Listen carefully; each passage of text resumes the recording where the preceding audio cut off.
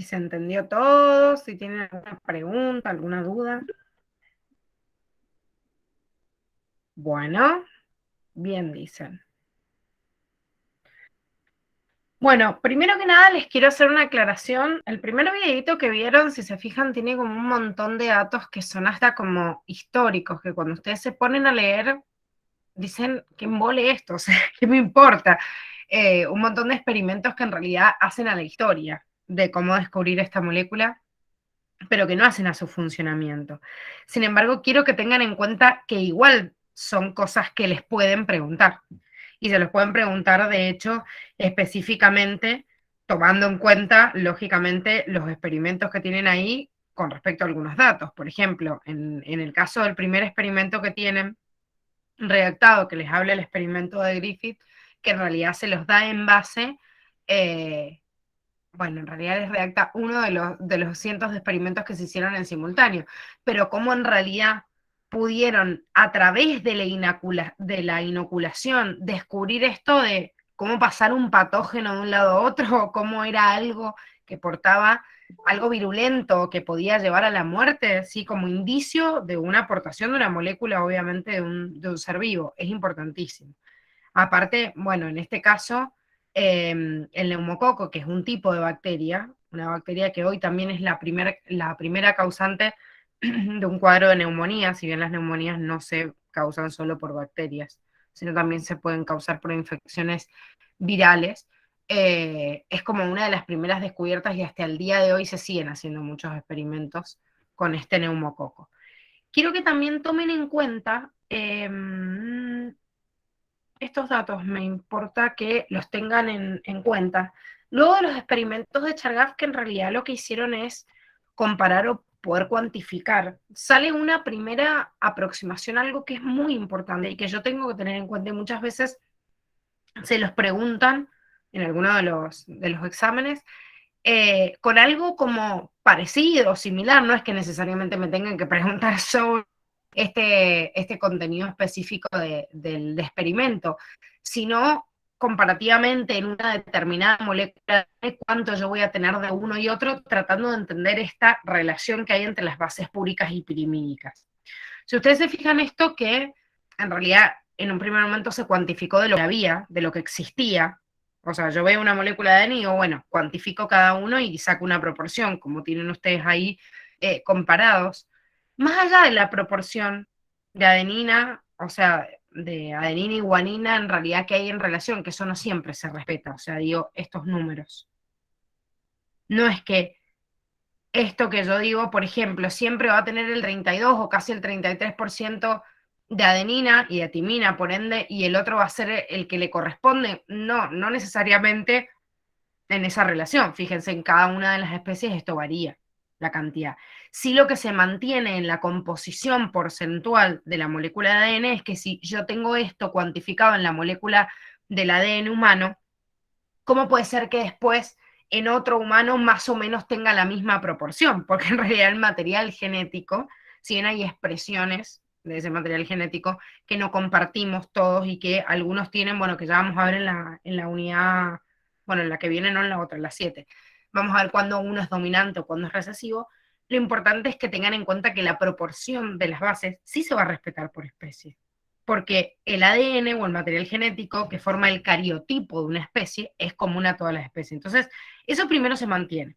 Y segundo, que esta proporción, que si bien al cuantificar no me dé el número exacto, es por una cuestión de un pequeño error en el laboratorio o en el conteo, pero esto en realidad, en la realidad, me da exactamente el mismo número. ¿Por qué? Bueno, eso se lo voy a explicar en el siguiente video, pero quiero que tengan en cuenta este experimento, digo, porque muchas veces les hacen preguntas en relación a esto, que siempre si la adenina se une con la timina, salvo que existe una pequeña mutación o error que vamos a ver en la clase de mañana y que vamos a tratar de entender esa relación, bueno, genial, ahí entiendo por qué hay una pequeña diferencia, pero si no, siempre va a haber la misma cantidad y de la misma forma que guanina y citosina. Entonces, por ejemplo, si yo les digo que en una molécula de ADN, ¿sí? En una molécula de ADN de la especie que sea, hipotética, o una sola molécula y no en todo el cariotipo. Yo tengo, no sé, el 35% de proporción de adenina. ¿Cuánto van a tener de citosina? ¿Qué me dirían? Si yo les digo que tengo el 35% de esa molécula que es adenina. Citosina será como 15, Bien, porque ¿por la qué? adenina será 35, la timina también, entonces las dos tienen que dividir los 30 que sobran. Era esto. Perfecto, muy bien. O sea que la proporción que me den va a ser siempre la misma que con la que se aparee. Y el sobrante, después lo tengo que dividir en 2 sobre 100. Si adenina hay 35, timina emparada con ella tiene 35. 35, 35 ya tengo 70. O sea que me faltan 30, que es el resto de los 100, y también van a ser 15 y 15 de guanina y citosina. ¿Todos entienden esto? ¿Lo comprenden? ¿O alguno se quedó colgado? Sí, más o menos. Bueno, ¿qué, no, qué más o menos, Javi? Eh, es alrededor. No, nada, nada, nada. No Ya es entendí. alrededor, es una cuenta redonda, David. Acá te dicen alrededor porque, como les digo, es en el experimento, pero a mí si me preguntan en relación de cualquier otro, del 100% de las bases nitrogenadas, siempre el porcentaje que te den de adenina va a ser el mismo que el de timina porque se aparean entre sí. Y el de guanina igual que el de citosina porque se aparean entre sí. Y obviamente entre los cuatro yo tengo que sumar 100. ¿Sí? Sí, ya está. Gracias. Bien, no, nada.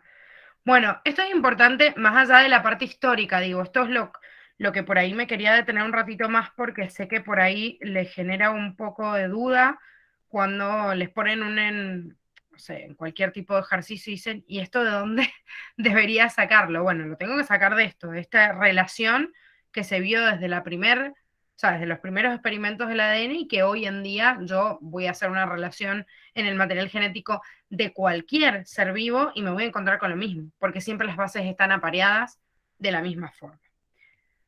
Bueno, del segundo video que vieron ya tenemos como un concepto, digamos, más fuerte de la parte teórica del ácido nucleico.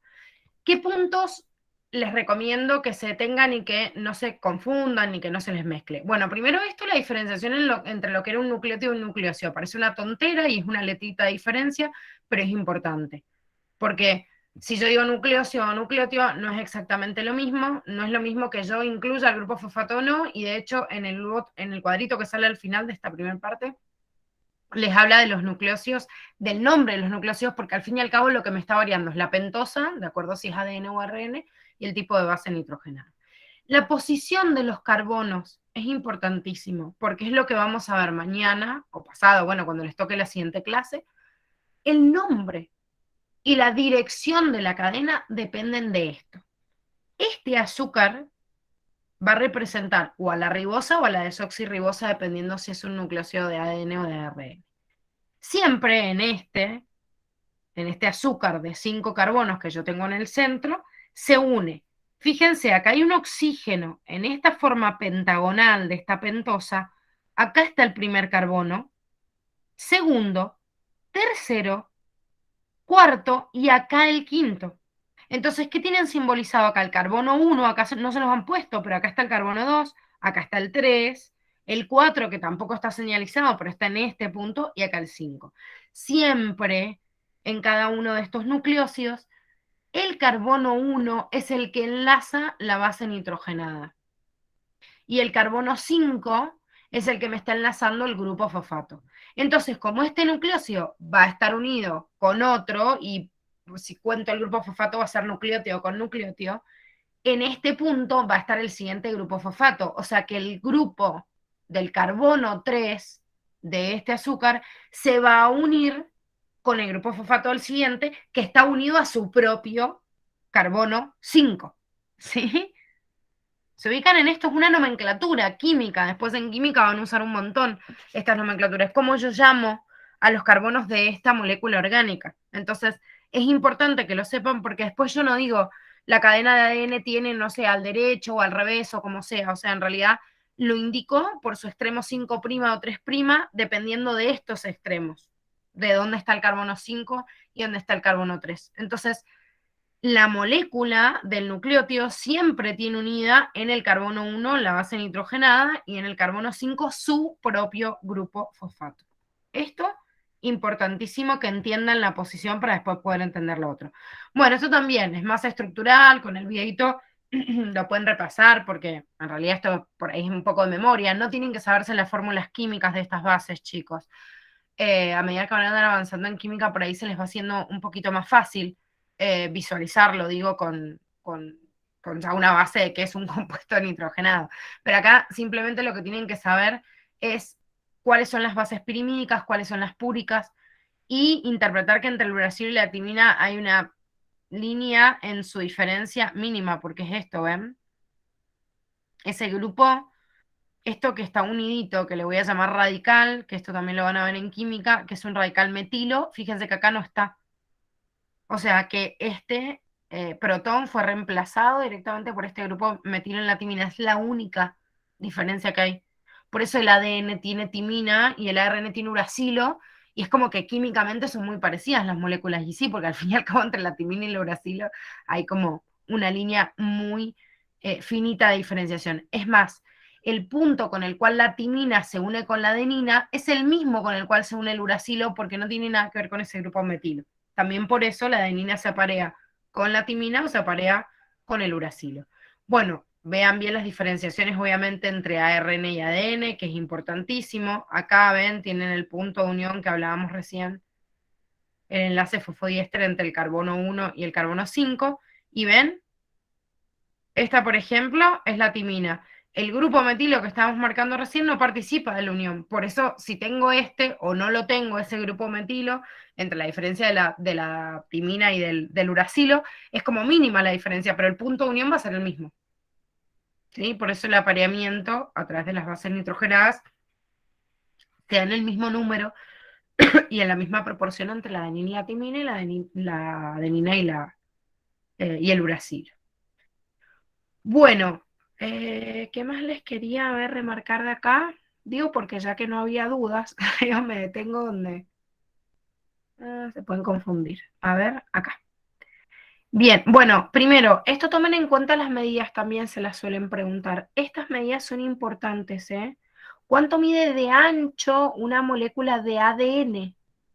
2 nanómetros. ¿Saben por qué es importante esto? Porque es el tamaño de la molécula de ADN sin formar una estructura polimérica con las proteínas que son las histonas, que esto lo vamos a ver más al final de la unidad, y qué es lo que condiciona la forma en la cual yo me encuentro el material genético. Entonces, esta medida es muy importante. Yo, personalmente, hace mucho que no veo por ahí una pregunta más compleja en cuanto al tamaño, ni que les pregunten, por ejemplo, los otros datos, o la vuelta, o la distancia entre las bases, que si quieren, bueno, igual es el mismo número, porque estos 0,34 nanómetros de distancia entre una base y la otra se repite en esta vuelta que doy 10 veces. Por eso fíjense que es 10 veces más una vuelta completa. Pero esta medida es re importante, los 2 nanómetros. Se los preguntan un montón. Bueno, un nanómetro es como la mitad, o sea, es nada más para tomarlo como el eje, pero esta es la medida importante. Y entonces, ¿en qué me tengo que detener acá para que no se pierdan? En lo que estábamos diciendo recién del extremo 5' y 3'. Fíjense, extremo 5' es porque en el carbono 5, como habíamos visto, del azúcar, en ese carbono 5, tengo unido el grupo fosfato del propio nucleótido. Ese grupo. Y el carbono 3 de ese mismo nucleótido se une con el grupo fosfato del otro nucleótido. Entonces, si una cadena empieza en un extremo 5', hacia el otro lado va a terminar en el 3'. ¿Por qué las cadenas son, además de tener una dirección, son complementarias por el apareamiento de las bases, pero son antiparalelas? ¿Por qué? Porque en realidad para que se dé el acoplamiento entre timina y adenina o entre citosina y guanina, están como al revés los nucleótidos agarrados. Es como que uno mira para un lado y el otro para el otro. Fíjense que el nucleótido acá es como que queda cabeza para abajo de la dirección que vimos acá. ni cabeza para abajo ni cabeza para arriba, porque no es que tengan una dirección de cabeza ni de cola, sino que tienen una dirección justamente 5', 3'. Entonces, si este nucleótido quedó 5', 3', el que se enfrenta y se complementa por la complementariedad de las bases, le queda el extremo 3' y el 5' del otro lado. Esto es lo importante también, chicos. ¿Por qué una cadena de ADN es complementaria y por qué es antiparalela? ¿Se entiende? Sí, se entiende. Sí, Bueno, ¿alguna pregunta más que se les haya ocurrido ahora que íbamos repasando algunos puntos claves? no. ¿No? Bueno, qué suerte entonces. Mañana nos vamos a meter, mañana pasado, digo mañana, pero es la clase siguiente porque creo que no tienen el mismo día de clases ambos grupos que están conectados ahora. Vamos a continuar con la siguiente partecita del ADN y meternos un poco más de lleno, sobre todo en la visualización de la replicación del ADN. Yo les pido porfa que toda esta primera parte, aunque sea como muy histórica y lo que sea, pero ya la dejen resuelta y leída porque esta unidad es muy larga, entonces la tenemos que ir procesando a poquito, así no se les hace una bola incontrolable. Entonces vayan leyendo esto para ya tenerlo presente. Sepan que el examen de la unidad 3 y de la unidad 4 va a ser la semana que viene, no es esta semana, para que se vayan organizando, sobre todo porque el metabolismo es como un poco más intensa. Aparte creo que esta semana tienen examen de física, ¿o no? Sí, el jueves. ¿Sí? Bien. Bueno, sí, justamente para no juntarles los exámenes siempre dividimos para que puedan abocarse un poquito, por lo menos en el estudio. O sea,